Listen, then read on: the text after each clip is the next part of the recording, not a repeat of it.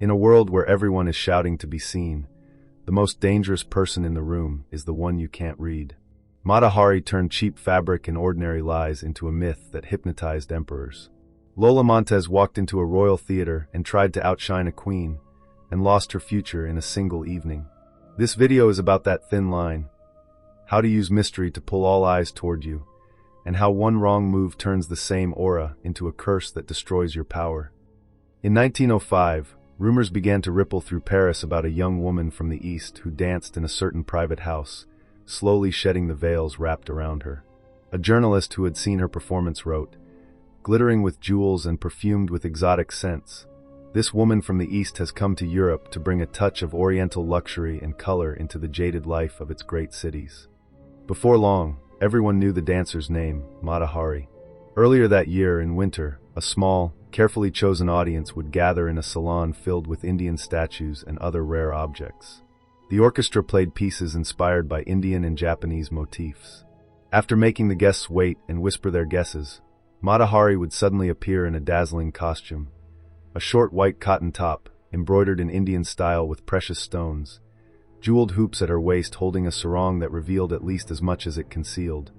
Bracelets ran from wrist to shoulder on both arms. Mata Hari began to dance in a style Paris had never seen before, her whole body undulating as if in a trance. She told the excited, enchanted spectators that her dances were stories, retelling the ancient myths of India and the legends of Japan. Soon the pillars of Parisian society, and ambassadors from far-off lands, were fighting for invitations to that salon where, rumor had it, Mata Hari performed sacred dances completely nude. The public wanted to know more about her. She told journalists that she was Dutch by birth, but had grown up on the island of Java. She spoke of the time she had spent in India, where she claimed to have learned Hindu ritual dances, and of how Indian women know how to shoot straight, ride horses, calculate logarithms, and discuss philosophy. By the summer of 1905, although only a few Parisians had actually seen Mata Hari dance, her name was on everyone's lips. As Mata Hari gave more and more interviews, the story of her life kept changing. Now she said she had grown up in India, that her grandmother was the daughter of a Javanese princess. She had lived on the island of Sumatra, she claimed, spending her days on horseback, rifle in hand, risking her life. No one knew what was true, but the contradictions in her biography did not bother the newspapers. They compared her to an Indian goddess, to a figure stepped straight out of the pages of Baudelaire. Their imaginations spun ever-new images to describe this mysterious guest from the East. In August 1905, Mata Hari appeared before a wider public for the first time. On the night of the premiere, crowds burning with impatience to see her nearly caused a riot. She had become a cult figure, inspiring countless imitators. One newspaper wrote, "Mata Hari is India made flesh, its poetry, mysticism, sensuality, its hypnotic charm." Another quipped, "If India is rich in such treasures, all of France will soon move to the banks of the Ganges." Soon the fame of Mata Hari and her so-called ritual Indian dances spread far beyond Paris. She was invited to Berlin, Vienna, Milan. For several years she toured Europe, moving in the highest circles and earning fabulous fees that gave her a rare independence for a woman of that era. Then, shortly before the end of the First World War, she was arrested in France. She was interrogated, charged, and tried as a German spy. Only during the trial did the truth come out. Mata Hari had not come from Java or India, had not grown up in Asia, and not a single drop of Eastern blood flowed in her veins. Her real name was Margaretha Zell, and she was from a small northern town in Friesland, in Holland. When Margaretha Zell arrived in Paris in 1904, she had half a franc in her pocket. She was just one of thousands of pretty young women who flooded into Paris every year, hoping to find work posing for artists, dancing in nightclubs, or standing in the background at the Folies Bergère. A few years later, when they were inevitably replaced by girls who were younger and fresher, most of them ended their days on the street, or went back home older and full of regret. Zell had higher ambitions. She couldn't really dance, and she had never worked in the theater. But as a child she had traveled with her family, and had seen the dances of the people of Java and Sumatra. She understood perfectly that in her plan, the dance itself didn't matter that much. Nor did her face or her figure. What mattered was whether she could wrap herself in an aura of mystery. The mystery she created didn't live in the dance steps, or in the costumes, or even in the stories she told, and the endless lies about where she came from. Her mystery was the atmosphere that surrounded Mata Hari and everything she did. Nothing about her was ever certain. She was always changing, surprising her admirers with new outfits, new dances, new tales. This constant uncertainty pulled the public in. They were hungry to know more, always waiting for her next move. Mata Hari was no more beautiful than most of the girls who came to Paris, and she wasn't an especially good dancer. It was her enigma that lifted her out of the crowd, that attracted and held the audience's attention, that gave her fame and wealth. People are mad about mysteries. Because they always demand effort to unravel, they never grow boring. The mysterious can't be grasped or used up. And whatever can't be measured or consumed begins to create power. In the ancient world, life was filled with the terrible and the unknowable, disease, disasters, capricious rulers, the mystery of death. Whatever people couldn't understand, they reimagined in myths. Centuries later, science and common sense have flooded much of that darkness with light. What once was forbidden and mysterious is now familiar and explained. But there was a price. In a world that feels flat and ordinary, stripped of riddles and legends, we secretly long again for the unknowable, for people or things that cannot be fully explained, measured, or used. That is the power of the mysterious. It pushes us to build new riddles, disturbs the imagination, makes us believe that something magical must be hiding behind the veil. The world has become so ordinary, and its inhabitants so predictable, that anything wrapped in secrecy is almost guaranteed to be dragged into the spotlight and stared at. Don't imagine that to create an aura of mystery, you have to be grand or awe-inspiring. A subtle, almost indistinguishable mystery woven into the fabric of your everyday life is far more striking and attractive. Remember, most people are open books. They barely control their words or their image. They are hopelessly predictable. Stay in the background. Speak less. Drop the occasional ambiguous remark. Make your behavior seem deliberately inconsistent. Allow yourself faint, almost imperceptible oddities, and a halo of mystery will start to form around you. The people around you will only strengthen it, endlessly trying to interpret who you really are. Both artists and con artists understand this. To attract interest, you need mystery.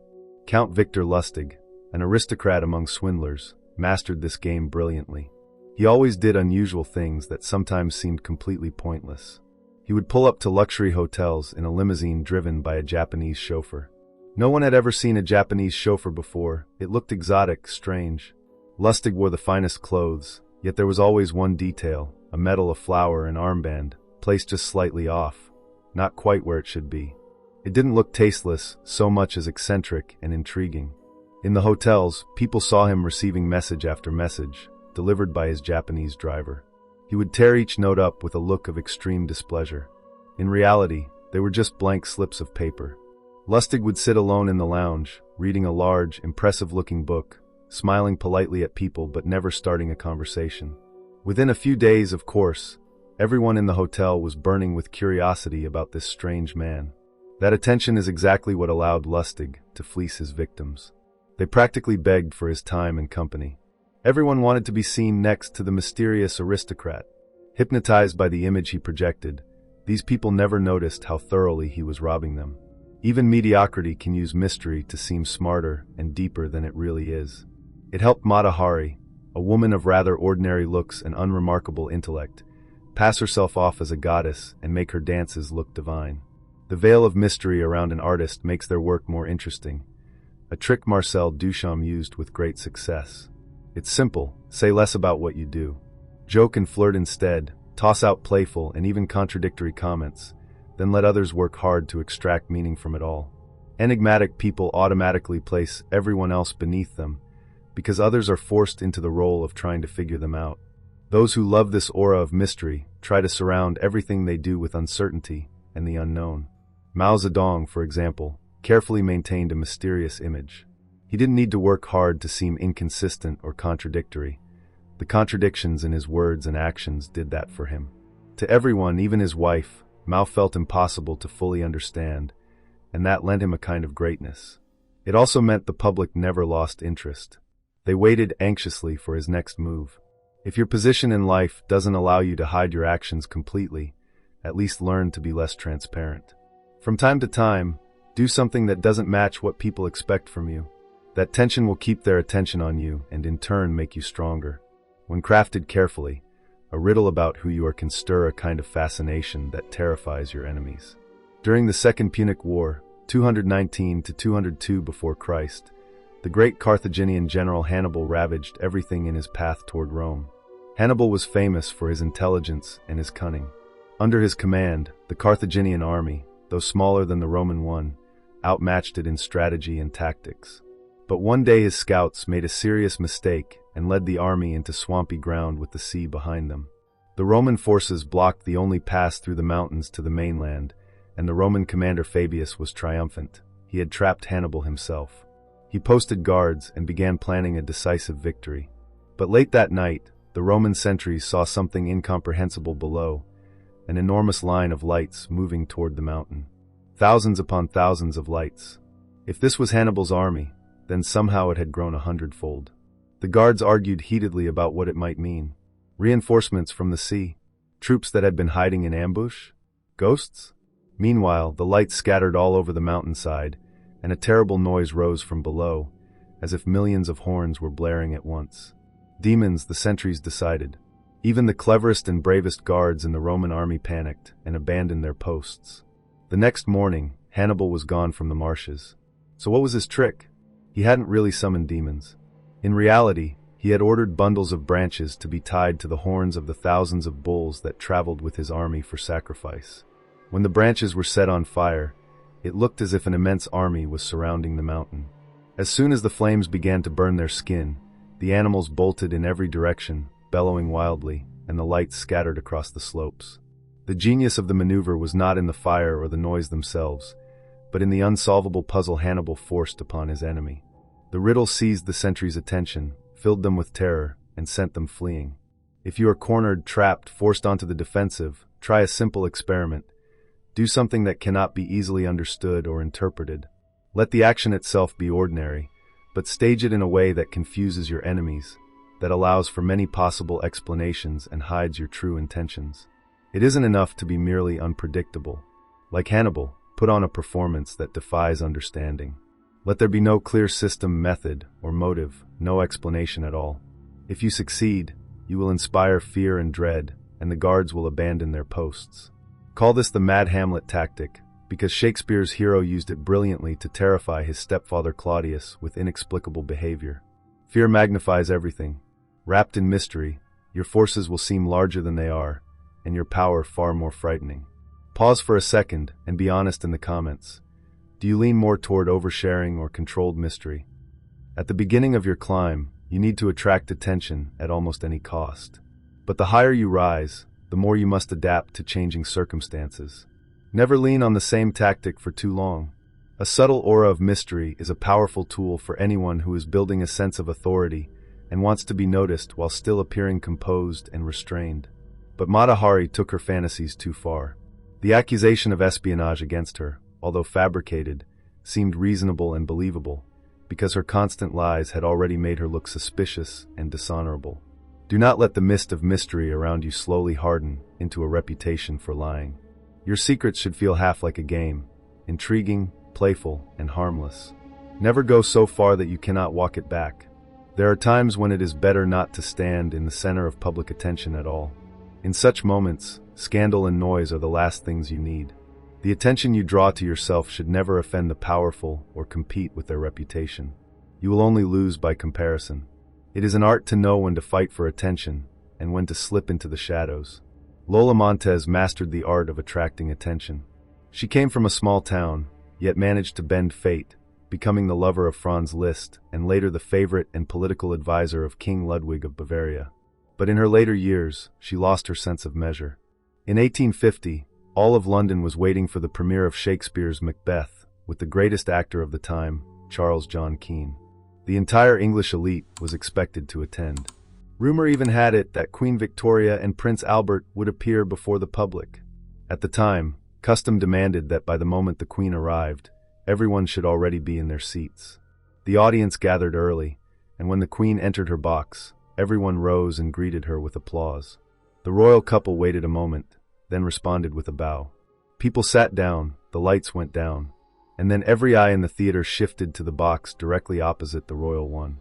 From the shadows, a woman stepped forward and took her seat only after the queen. It was Lola Montez. Her dark hair was crowned with a diamond tiara, and over her shoulders she wore a long fur mantle. The audience whispered in astonishment as she let the ermine cloak slide from her shoulders, revealing a deeply cut dress of crimson velvet. The crowd soon noticed that the royal couple never once looked in Lola's direction. Gradually, everyone else followed the queen's lead, and for the rest of the evening Lola Montez was simply ignored. After the performance, no one in high society dared invite her anywhere. The magnetism of her charm turned against her. People avoided her gaze. In England, she no longer had a future. Never show excessive eagerness to seize attention. Such greed exposes your insecurity. You must understand that it is not always in your best interest to be the center of attention, especially in the presence of a king, a queen, or anyone of similar stature. In such company, stay in the shadows, and do not enter into competition. If this video helped you see how attention and mystery can quietly make, or destroy, your power, don't just click away and forget it. Hit like so this message spreads, subscribe so you don't miss the next video. Save this video, come back to it when you're tempted to chase the spotlight, and remember, sometimes the most powerful move is to let them wonder.